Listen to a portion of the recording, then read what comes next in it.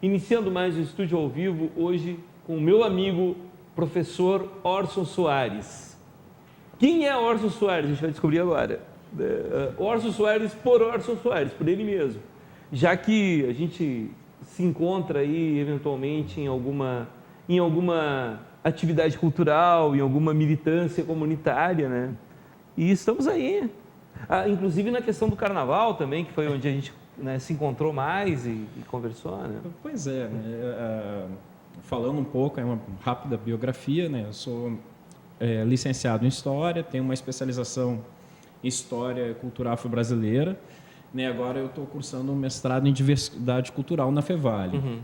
Né? Tenho uma atuação junto ao coletivo Fanon, que é um coletivo de educadores onde nós oferecemos cursos, palestras, né?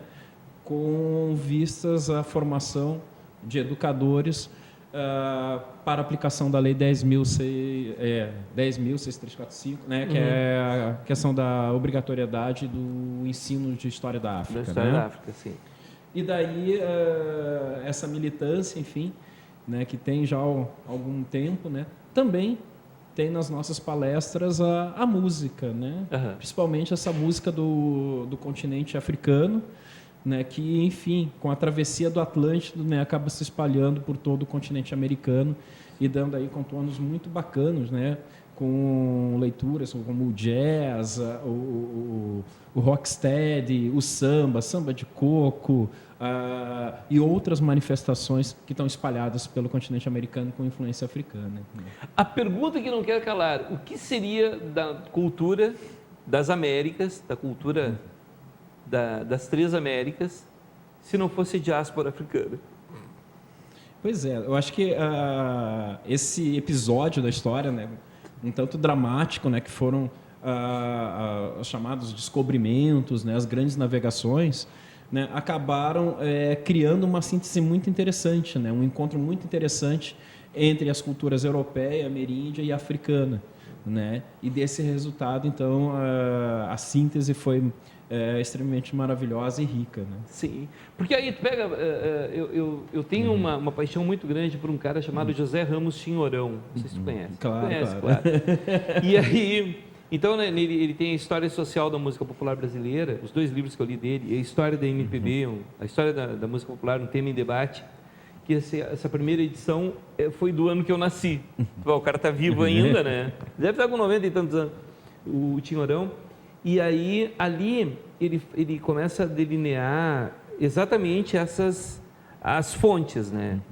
Tanto da questão da música de Portugal, que veio para cá, até porque não se tem registro da música popular, dessa música do povo, porque tu não tinha registro em partitura, tu não tinha nada. Tu começou a ter ali no final do século XIX com a Chiquinha Gonzaga, né? E depois com o Carlos Gomes, né, com Ernesto Nazaré, né, com esse pessoal do chorinho, né?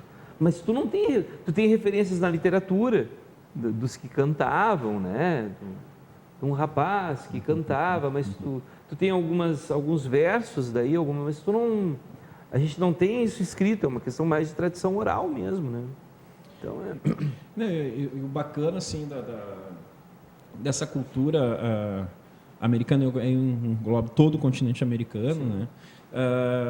É justamente esses diálogos, né, que foram possíveis, né? Quer dizer, quando tu pega o rock and roll, né, que tem um diálogo do blues, mas tem a música country, né, norte-americana, né, tem essa fusão que é muito legal, né, que tratam temas muito interessantes como a questão de amor, as questões raciais, né, as questões sociais também estão presentes, né, na temática do blues. Então, é muito rico porque é a voz do povo. Então, nesse sentido, a música passa a ser um documento, né? Um documento ou um livro, né? Onde a gente pode aprender mais sobre, né, as classes populares. Né? Não, e inclusive o que é interessante quando eu estudo a música, que eu acho muito interessante isso, que é a dificuldade de a gente se localizar no tempo. E aí, quando tem essa cronologia da evolução, não é bem evolução, mas da história da música, né? Tu começa lá nos primórdios, a questão do jazz, do blues, né? Porque o jazz é uma música extremamente bem elaborada, que nasceu no seio da comunidade africana nos Estados Unidos. Isso é uma loucura, sabe? E aí tu pega tudo isso com um ritmo, com um balanço, com uma coisa que é uma música extremamente muito bem elaborada, difícil de tocar, rica, e tu pega também ali uma mensagem, um recado de libertação do povo, né? Que era onde eles tinham liberdade de aceitação na sociedade branca, né? Daí tu pega as figuras como Louis Armstrong, né? O Nat King Cole, esses caras aí, né? Pois é interessante porque no primeiro momento, né, tu tem os chamados work songs, né, isso nos Estados Unidos, né, que são essas canções que aí canções de trabalho, canções de trabalho, mas aí a música ela também tem um papel fundamental dentro da cultura africana e principalmente dentro desse espaço, enfim, de liberdade privada e de trabalho extenuante. Que a música ela passa o que nós chamamos de axé, quer dizer, de energia. Então esse work songs, essa energia, né, fazia com que aquelas horas, né, passassem de uma maneira um pouco mais tranquila. Então o papel da música, né, nesse sentido até de alívio, né, de um contexto assim brutal, né, que é o contexto da escravidão. E essa música então ela vai ganhando dimensões, né, que ela vai ganhando instrumentos, vai tendo outras leituras, ela também migra, né? Ela não fica presa nos Estados Unidos, ela vai para a Inglaterra, volta com os Rolling Stones, ela vem para o Brasil e aí já vira uma bossa nova, né? Esse jazz, esse diálogo, né? Brasil e Estados Unidos. Mas muito interessante é perceber também o Brasil, né? Como uma referência em grandes escolas musicais. Sim. Né? Então, até pela... Antes de chegar no Brasil, tu falou dos Stones ali, aí eles beberam direto na fonte, inclusive uma grande influência do Keith Richards, dos caras, foi o Chuck Berry, né? O Chuck Berry e o Muddy Waters, né? E o Muddy Waters, os dois, Mas assim, daí, tu pega até inclusive o Chuck Berry, um aniversariante, né? Eu sempre brinco que ali no dia 17 de outubro, tivemos grandes personalidades de aniversário esse mês, tá? 17 de outubro, Chiquinha Gonzaga, 18 de outubro, Chuck Berry, 19 de outubro, Vinícius de Moraes. E daí, 18 de outubro, a gente teve ainda uma grande personalidade, que é o Grande Otelo. Essa figura aí também. Não sei se tu quer abrir um parênteses para falar do Grande Otelo. Eu acho que é importante, assim, já que a gente está entrando na questão da música, da importância dele nos anos 40, né? Principalmente como compositor de samba, né? Todo mundo conhece o Otelo como ator, né? Enfim, mas grande ator. Grande ator, né? Diga-se de passagem, mas não conhece essa vertente musical. É que para quem não sabe, o Orson Soares é filho do Grande Otelo, então o cara entregou aqui. Pois é, Fernando. Então, mas é interessante, né, que nesse momento que ele está no Rio, que ele é um jovem, tal, que convive com aquela nata do samba, ele e o Erivelto Martins acabam emplacando um samba que vai ser memorável, né? Que é o Praça 11, né? Que vence o Amélia, né? Do Mário Lago lá do Ataúfo. Então, é interessante porque esse samba também inaugura alguns elementos, né? O Erivelto comanda a bateria com apito, né? Depois isso passa para as escolas de samba, né? Do mestre de bateria com apito. Então, inaugura algum elemento ali que depois vai fazer parte, né? Da história do samba no Brasil. E esse samba, em especial, ele faz um apelo para o espaço onde a festa popular, que, enfim, que tinha uma grande referência na comunidade negra, né, aquele espaço vai deixar de existir. Né? Então, o samba ele é um samba meio que conta um drama, né, da cultura popular. Né? Para onde vai? Né? Para onde nós vamos fazer as nossas evoluções? Né?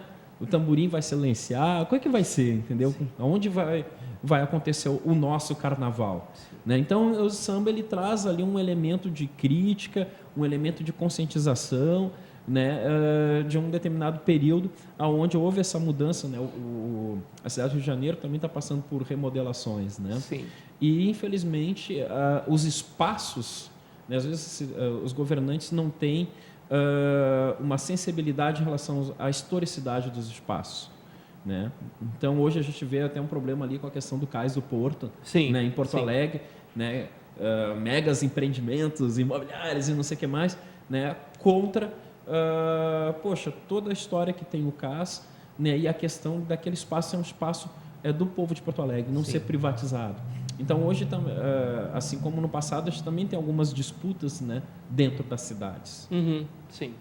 Mas e muitas vezes muitas vezes não ditada pelo poder econômico, pela especulação imobiliária, né? E aí tu vai perdendo no plano da memória coletiva aquilo que existe mais sagrado no povo, que é a referência que ele tem ali na comunidade, os lugares que ele passou. Aqui em Novo Hamburgo, tanto cinemas, Novo Hamburgo em tudo que é lugar, o cinema de calçada acabou, né? Não existe mais cinema de calçada, tem o Capitólio lá, que é mais um centro cultural, que é fantástico, mas enfim.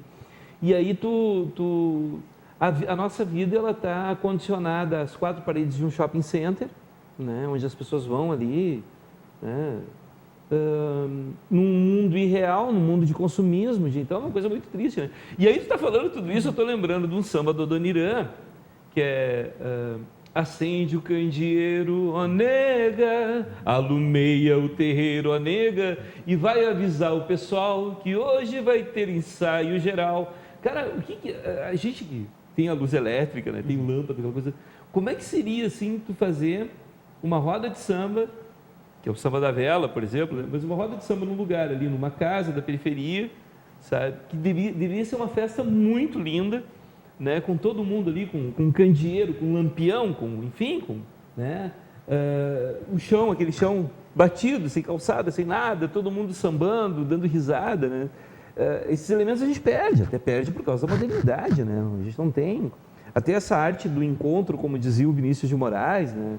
De estar se encontrando, hoje a gente se encontra muito mais em rede social do que ao vivo, de sentar e conversar e tomar uma cerveja, né?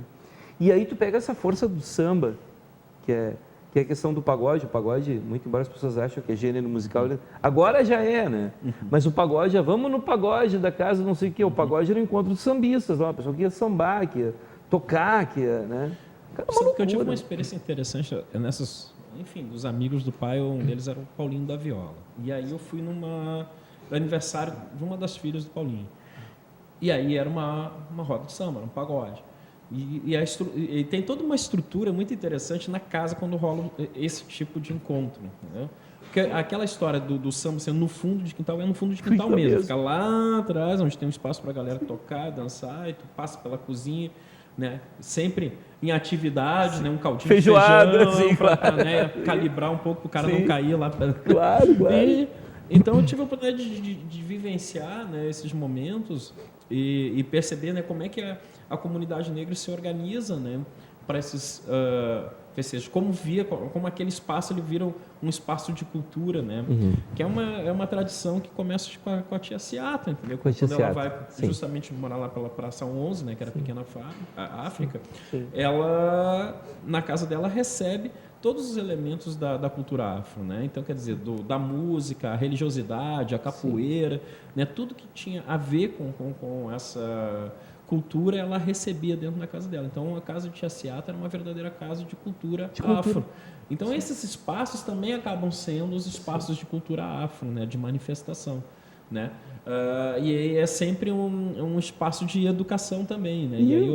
E acima de tudo, espaço de extrema felicidade, de extrema alegria, porque a maneira que a gente é recebido, isso o calor do abraço, o carinho, isso é uma coisa que a cultura europeia não tem, porque a cultura europeia ela é permeada de formalismos, de formalidade, né? E aí aquela história do abraço negro, do sorriso negro. Porque os europeus têm medo do humano, né? Então a comunidade afro não. A comunidade afro ela celebra a humanidade justamente nesses encontros, onde todos são bem-vindos, né? A gente vai, infelizmente, nós vamos ter que fazer um pequeno break aí para os nossos apoiadores. Felizmente, né? Para os nossos apoiadores. E a gente já volta no segundo bloco com mais Estúdio ao Vivo.